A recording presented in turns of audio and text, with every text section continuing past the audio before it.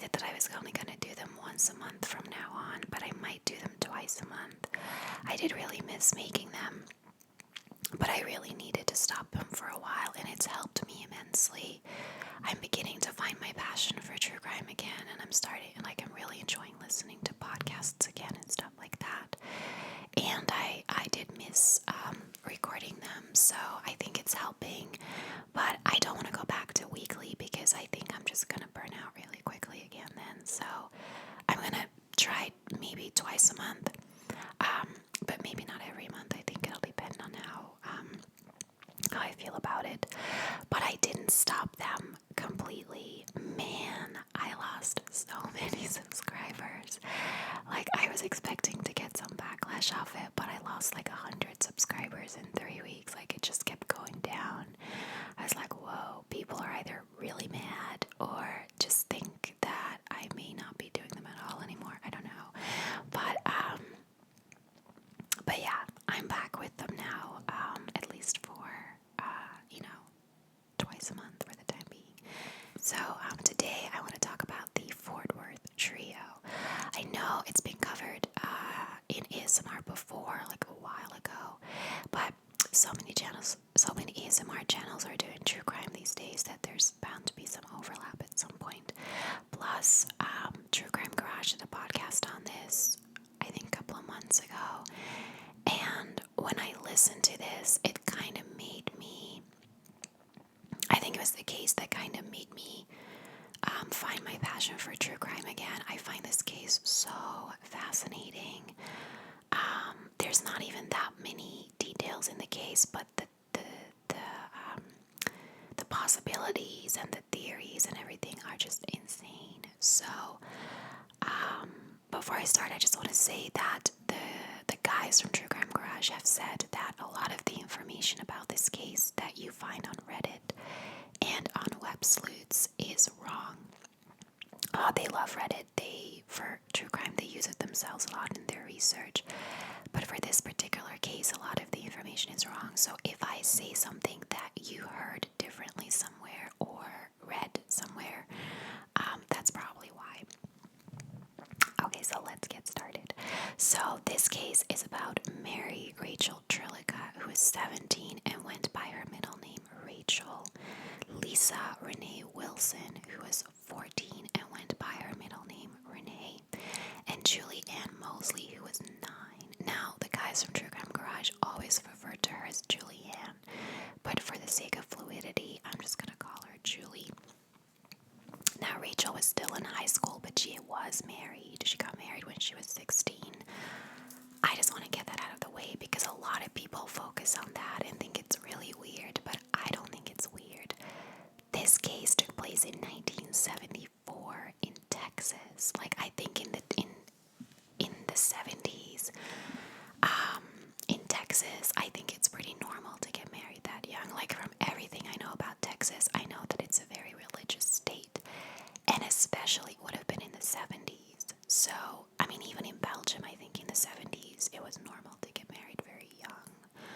So, that time in Texas, I really don't think it's weird that she was married at 16. So, I just want to say that.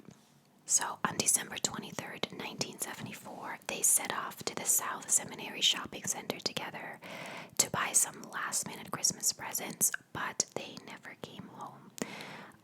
I think it's called the South Seminary Shopping Center. I saw it different in a few places, but the majority of the places I read it said that, so I'm just going to go with that. So that morning, Rachel went to pick up Renee from her grandmother's house. Rachel and Renee had been friends for many years. Their families hung out together a lot. And Renee's grandmother lived across from Julie's house. Now, Renee spent a lot of time there whenever her mother was at work, which is presumably every weekday. And Renee was, Julie's older brother was Renee's boyfriend. That morning, he had given her a promise ring. Now, Renee asked her boyfriend if he wanted to come shopping with them, but he said that he had plans with a friend that day and he couldn't go. Julie overheard this and asked the girls if she could come. She didn't want to spend the whole day at home being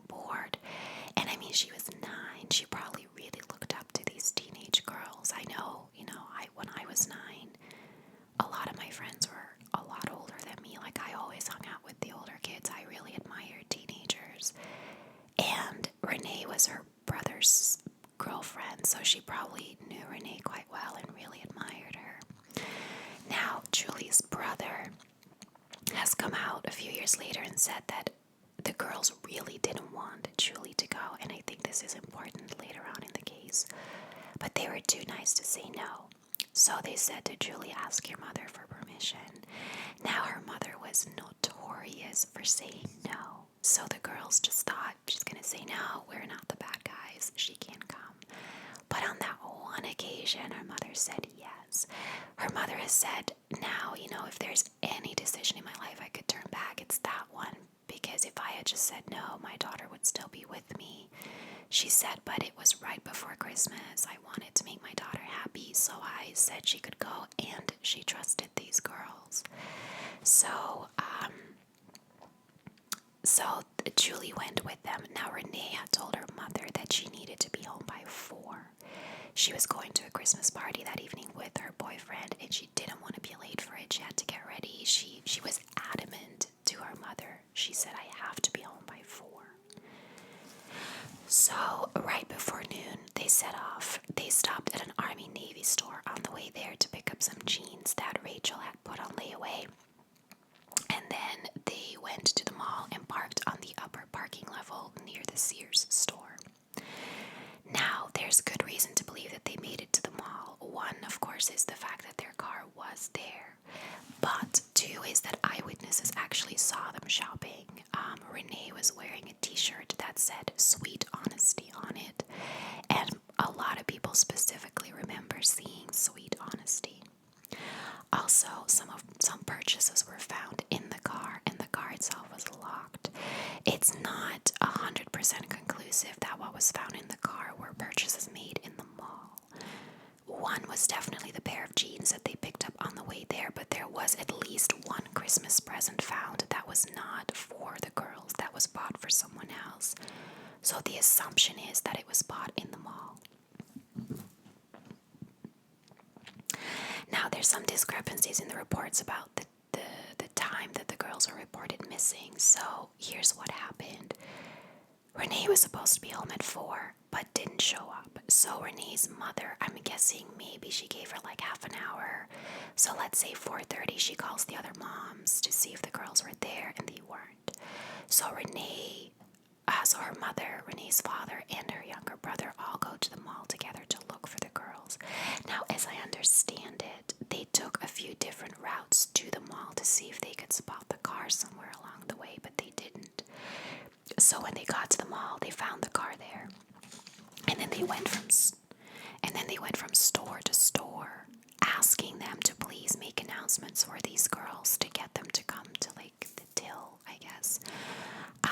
And they did this in every single store in the mall, but the girls never showed up, so they knew then that the girls were not in the mall. So Renee's father called the police to report them missing at 6. So some reports say 4, 5, or 6. I think we can assume that they were definitely missing at 4.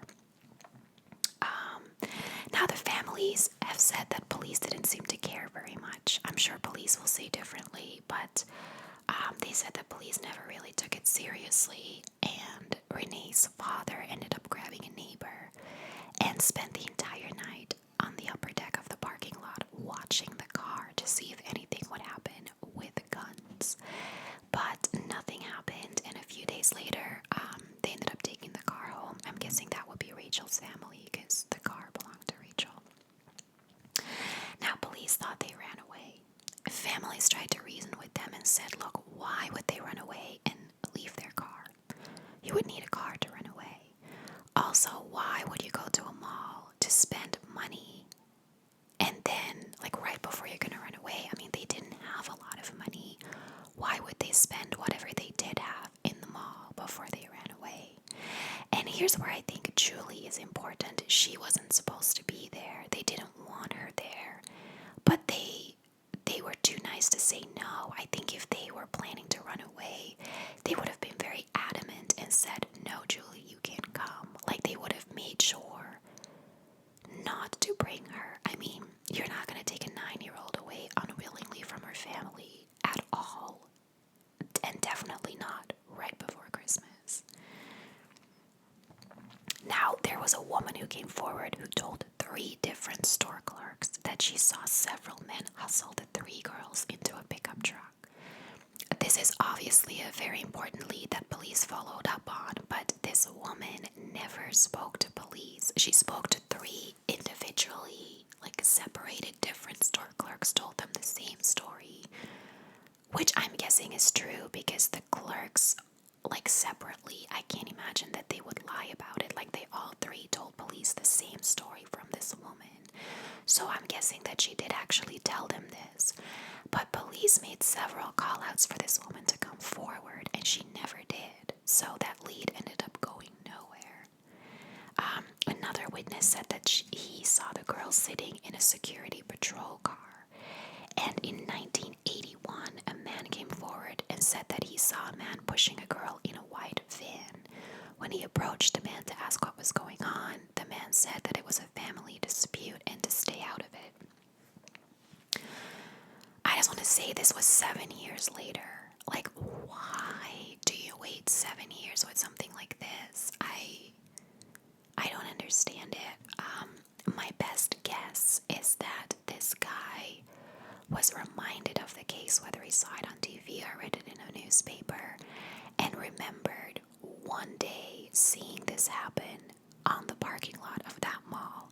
But I don't think that 7 years later he could remember it specifically happened on the day the girls went missing, and he only talks about one girl. He approached the van, never said that he saw the other 2 girls anywhere, so I don't think that this witness is credible about, like, I'm not doubting that he saw this happening, but I don't think we can believe that it happened on the day the girls went missing. Now, there were about 5 witness accounts in total, and 3 of them saw a pickup truck. So one was the security car, 1 was the van, and 3 were the pickup truck. So I think we can assume that the pickup truck is true. Now, if this was an abduction, then we have to question who the target was. I just want to say I'm not going to go through all the theories separately at the end. I'm going to kind of weave them into the story because it makes it easier to tell the story. So if we assume they were abducted, was Rachel the target? Was Renee the target? Were all 3 of them the target? I doubt all 3 of them could have been because Julie wasn't supposed to be there. My personal guess is that it's Rachel, but I'll get into why I think that later.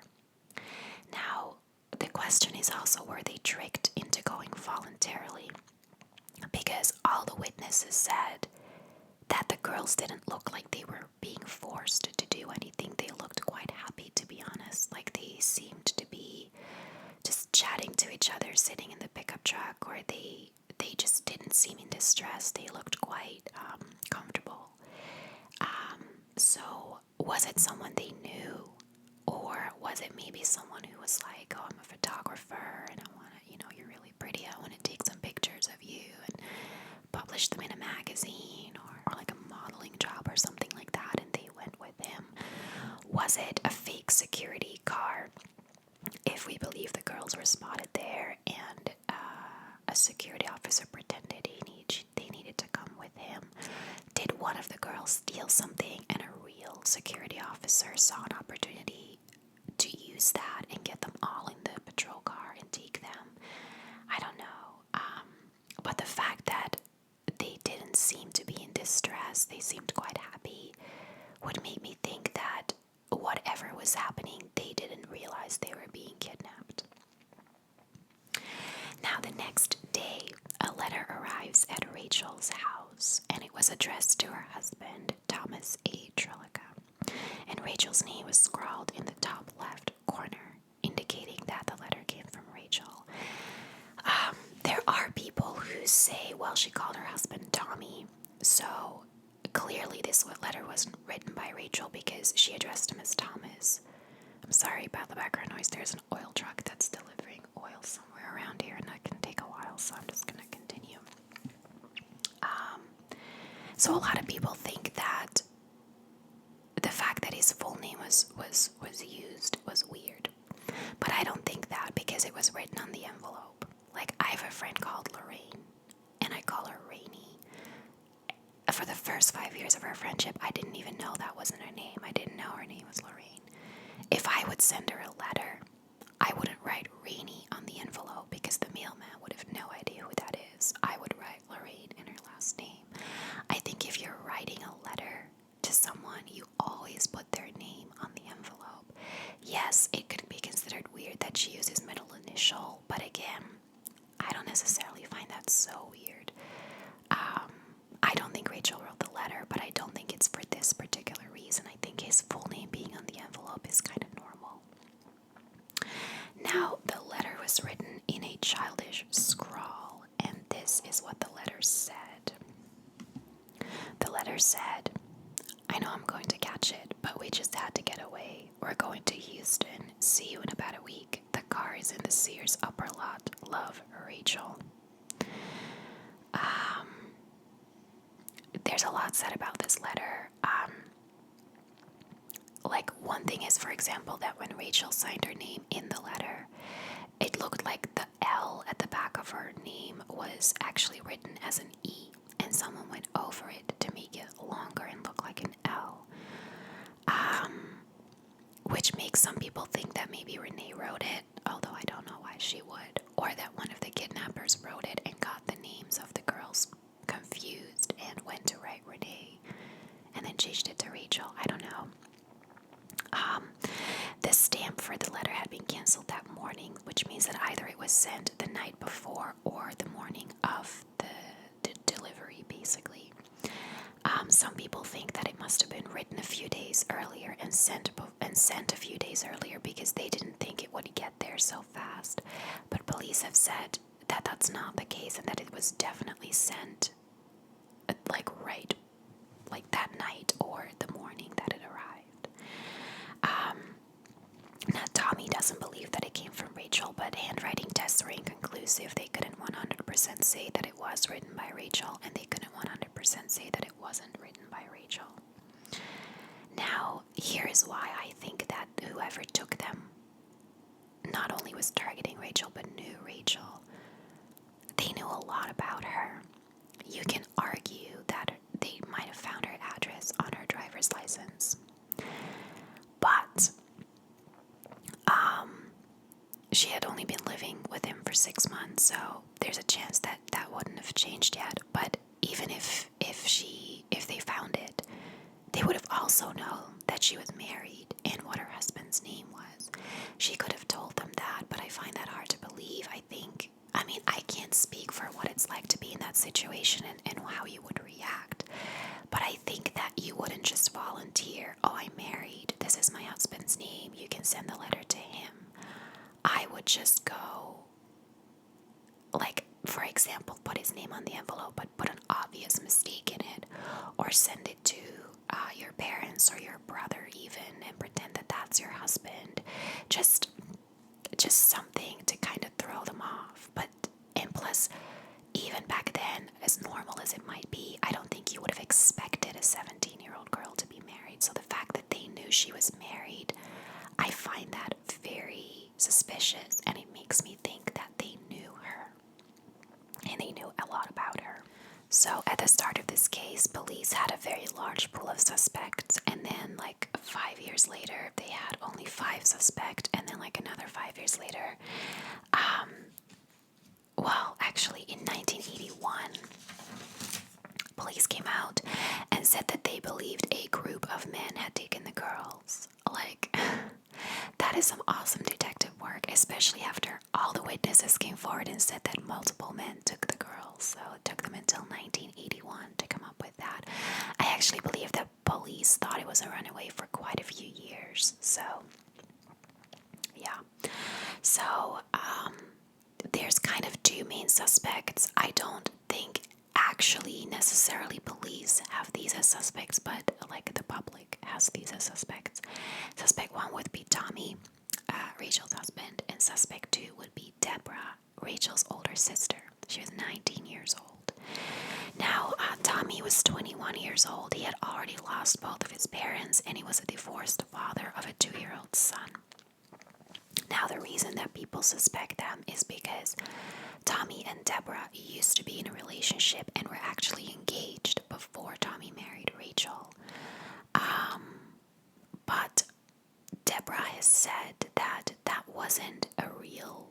relationship. She was like, yes, we were engaged, but that's kind of just what you did back then. She said that romance was long over. Like, there was nothing going on between us anymore. I really didn't, like, I wasn't mad at Rachel for this because I really, had no feelings for Tommy. Tommy said the same thing, that there was nothing weird going on there. The family never seemed to think it was weird. And Deborah was actually living with Rachel and Tommy at the time of her disappearance. That morning, Rachel had asked Deborah to go shopping with them, but she said that she wasn't feeling well and she wanted to stay in bed. So Deborah has said that Rachel's disappearance was the worst thing in her life. She had a very strong bond with her sister, partly because the fear of their father. Their father was a very aggressive man, and he was also sick. He had cancer when Rachel disappeared, and he actually died just a few months later. So she said that she would never harm her sister. They were really close. On the other side of that, the fact that Rachel asked her that morning to go shopping with them does mean that Deborah knew where she would be and when. So, I kind of wonder a little bit. So Rachel and Deborah's younger brother, Rusty, he also doesn't believe that the letter was written by Rachel, but he does believe that only Rachel is still alive at this point. Now, here's where this case becomes really fascinating for me. He said that there were reports after their disappearance spotting Rachel and Renee in different locations, a gas station, a Walmart, a country store, and probably some other locations that I couldn't find. But this, for as far as I understand it, was not like the day of their disappearance. It was weeks, maybe even months after their disappearance. And only Rachel and Renee know Julie. Now, in earlier years, he dismissed these reports as being false, but he later believes them. He was talking to a private investigator in 1995, so 21 years later. Now, over the years, there have been continued sightings, but only of Rachel. Now, this PI had been following the case since 1975 on his own. He just kind of did it, I guess, in his free time. And he said that some credible witnesses told him that there had been multiple sightings of Rachel, one being in 1998 at Christmas. I'm guessing that these witnesses saw her themselves. Now, I just want to point out here that 1998 was 24 years later. She would have been, my math, she would have been 41. I don't know how they recognize her as being Rachel. Between 17 and 41, you don't look the same, especially because at 17, you're still changing a lot. I think if you haven't seen someone grow into a woman, I don't think you would recognize them at 41. If the last time you saw them was 17, I don't know. I find it very strange that they know that this is Rachel so many years later. Now, this PI believes that Rachel visits Fort Worth every year at Christmas. That is the piece of information that I find really, really, really creepy. I was researching this case until 2:30 in the morning, and I couldn't sleep after that. I find this so creepy. I don't know why he believes this, but he strongly believes this. He has reason to believe this. I just don't know what that is. Now, he won't say what he thinks happened or who he thinks did it, but he believes that someone close to one of the girls did this. Now, given the fact that he believes only Rachel is still alive, that Tommy and Deborah are suspects, and that the letter written was supposedly from Rachel, I can only conclude that Rachel was the target and that whoever took them knew Rachel. So his theory is that all the girls were abducted. and that the idea was to keep the older girls alive, that they were the target. Now that something might have gone wrong during the abduction or the keeping captive with Julie, and that she died, and that both Renee and Rachel were alive for a while, but that Renee has now also died. Rusty also believes this theory, and because of this PI, he now also believes that Deborah, his own sister, did this. She has said publicly that the PI believes that she had something to do with it, and that Rusty believes that she wrote that letter. So I just want to backtrack on this a little bit. So, if Rachel does indeed come back to Fort Worth every Christmas, that opens up a whole slew of possibilities. So, it kind of brings us back a little bit to the runaway theory, even though I still don't believe that. But if Rachel and Renee were spotted together many times afterwards in public places, you would wonder if they chose this. I mean, if you're in a public, like no one said that they saw any men with them, they just saw the girls. That's not to say that no one was around, like, watching them, but I wonder why you would let your victims roam free in public, and why they, I don't know, like, couldn't they alarm someone or grab onto someone?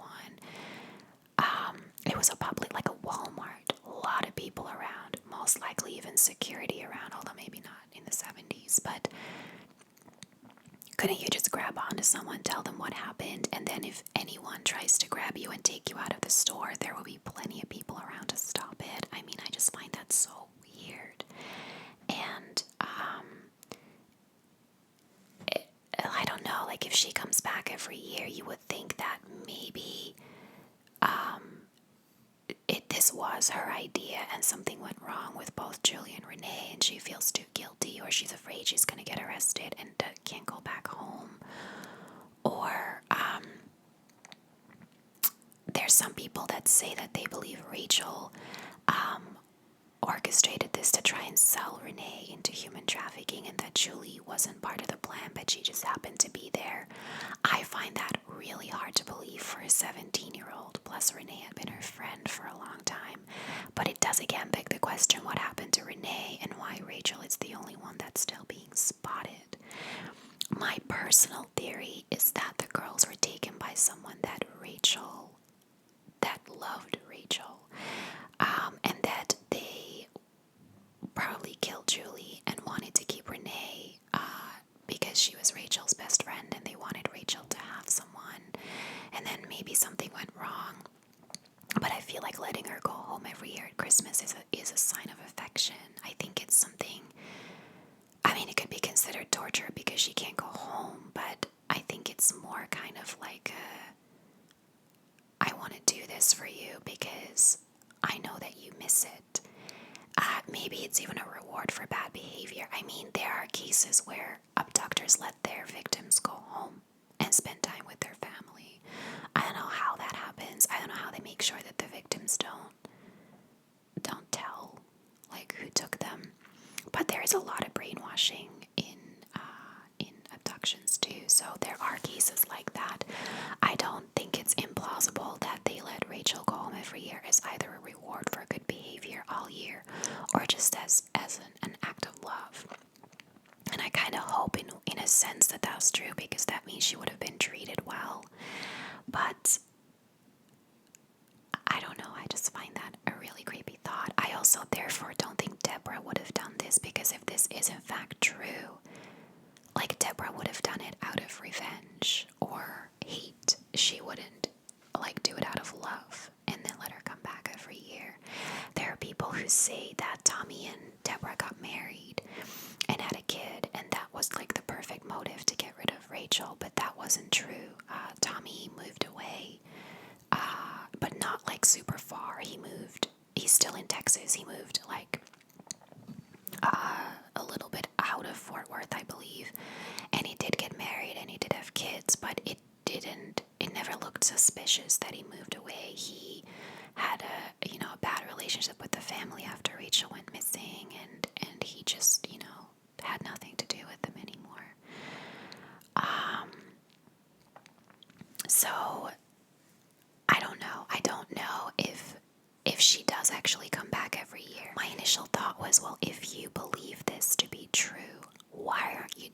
absolutely everything you can to get her, like to set up post in every place you can think of, bring a lot of different people in, use cameras. I mean, this would have been at at least in 1998, but I believe even in the 2000s they still believe this. Why aren't you using all the technology available to spot her and try and grab her? But then I realized that today she would be 62 years old. Like, she would be 62 years old. You could obviously still try and get her, but would you even know who she is anymore? I mean, this has been going on for so long now. I don't know. Late last year in 2018, Rusty set up a fundraiser to get enough money together to pay some divers to get 3 cars out of the Bedbrook Lake, which he believes might hold some information regarding the disappearance. He actually believes that the bodies of the girls might be in one of the cars. Now, this is where I want you to take it with a grain of salt, because I went on to, when at the time of the podcast, this hadn't happened yet, so I went online to search to see if it had happened in the meantime and what the results were, and I ended up on Reddit. And so 2 cars were pulled out, nothing was found. They ran out of funds for the 3rd car, and they were gonna try to get some more together, but as of today they still haven't pulled out the 3rd car. Now on Reddit, virtually everyone believes that Tommy did this. And they say that Rusty believes that one of the cars belongs to the person who kidnapped the girls, that that person lived within 5 miles of the lake, and that he had a car go missing around the time that the girls disappeared. And everyone says that that's Tommy. Tommy was a mechanic, had a lot of access to cars. One of his cars apparently was reported missing around the time the girls went missing. And he lived within 5 miles of the lake. And a lot of people believe that he went to pick up the girls that day from the mall, that he got into an argument with Rachel and accidentally killed her, and then he also killed Renee and Julie to get rid of witnesses. But I don't understand why he would go pick them up. From everything I've read, Rachel's car hadn't broken down. Like, they took it home a few days later, and I think it was working fine. So I don't know why he would go to pick them up out of nowhere. Let's also not forget that at that time there weren't cell phones, so it's not like he could call her and be like, "Hey babe, coming by to pick you up. Let's get some lunch," or something like that. Like, that wouldn't have been possible back then. So take that with a grain of salt. I don't know if all of that is true. I don't know if his car actually went missing. I don't know if that's what Rusty believes. Like, the fact that Rusty has publicly said he thinks his sister did it has torn his entire family apart. Everyone in the family stands behind Deborah. They all think this PI has, polluted Rusty's mind. For him to then suddenly change his mind and blame Tommy, I just don't see that happening. I do want to offer up another suspect. The podcast talks about 2 other ones, but the second one I think might be a little far-fetched, so I didn't include him. But if you want to know more about it, check out that podcast. It was really good. One of the other suspects that they offered up was a serial killer in Texas. This series of killings was called The Killing Fields, and some similarities were that all the girls were aged between 12 and 19. They were all abducted without a male present. They were all on their own, and some of them were taken 2 at a time. Now, there were no abductions in this case between September 1974 and May of 1977, which could indicate that the killer moved for a little while, and the girls in Fort Worth were taken in December of 1974. So, and I think wherever that took place wasn't that far from Fort Worth. So it could be that the serial killer moved on for a little while, took these girls. All of his later believed victims, after 1977, were also never found, and neither were these girls. this is implausible either. The only thing that negates this theory is the sightings of the girls, but I just don't know how true they are. Like, this PI says that they are credible witnesses, but I don't know what he thinks makes them credible. All I can say is that there's multiple possibilities in this case, and I don't necessarily believe any of them. There's a good case to be made for the girls running away. But then what happened to Julie? Why take her? Why not take your car? And what happened to Renee?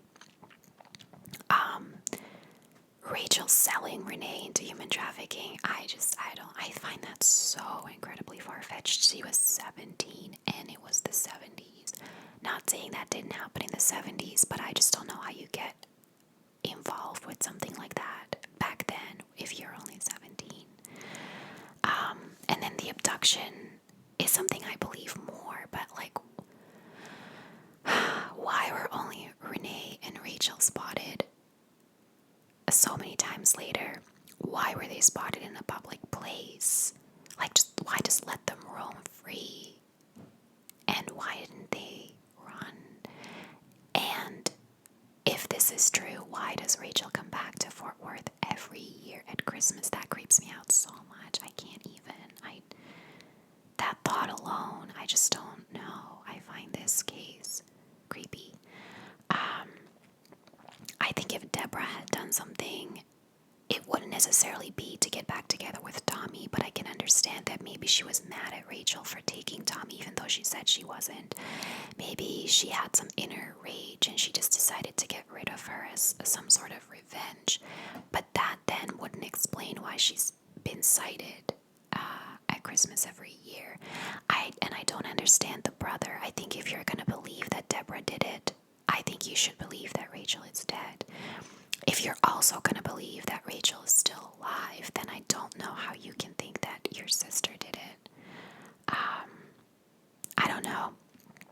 Very, very strange case. I find it really fascinating. I would love to know what you guys think. I hope I covered everything. I think I did.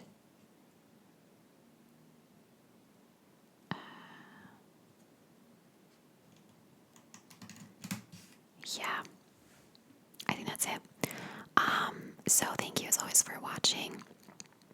Again, give this video a thumbs up if you liked it. Leave any comments you have in the description box below. And if you haven't already done so, please subscribe